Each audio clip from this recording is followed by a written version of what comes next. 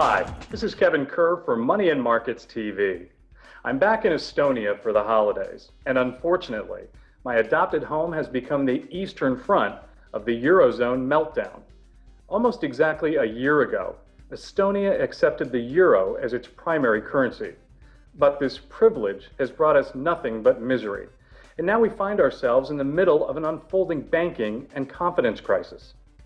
In order to be admitted into the Eurozone, Estonia imposed strict self-austerity for several years.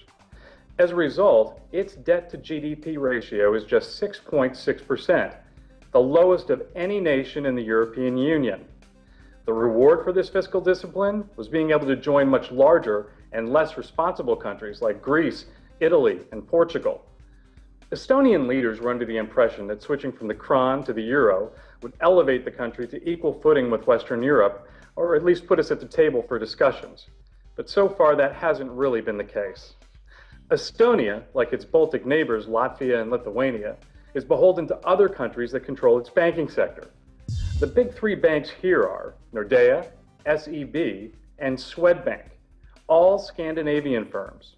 Now, these financial institutions are being threatened by a new banking crisis that began right on our doorstep.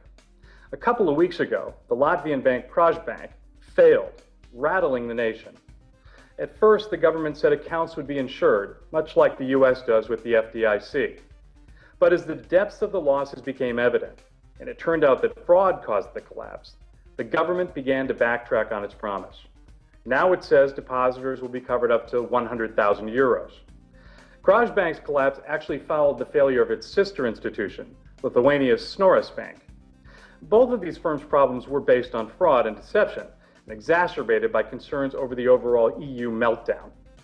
The two failures have made depositors throughout the region very nervous, and Swedbank's collapse triggered a run on the completely unrelated Swedbank.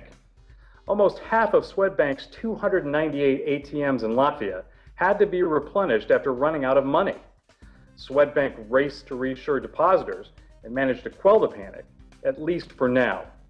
But many analysts say it's only a matter of time before the next bank collapse and the cycle starts all over again. For that reason, stashing money in the mattress for the time being is starting to look a lot more attractive to depositors here in the Baltics. Actually, a lot of wealthier individuals are converting their money to sterling and buying real estate and other hard assets, all in an attempt to avoid the euro. The new phase of the European crisis makes gold seem even more attractive to me. And Sean Broderick and I have been recommending a gold-based strategy in our Global Resource Hunter service. But however you choose to protect your money, keep in mind that institutions with big names can still blow up in investors' faces. And that goes for the United States as well as the Baltics and Scandinavia. I mean, after all, MF Global recently became the poster child for the lack of oversight, theft, and moral hazard. And this point is, you always have to be aware of the risks.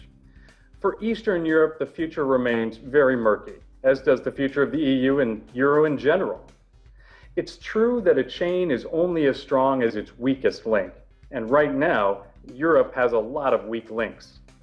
The inaction of the ECB, IMF, and EU only adds more uncertainty and fuel to the fire. So, as we ring in the new year here in Estonia, there won't be any parades for the euro or excitement approaching last year.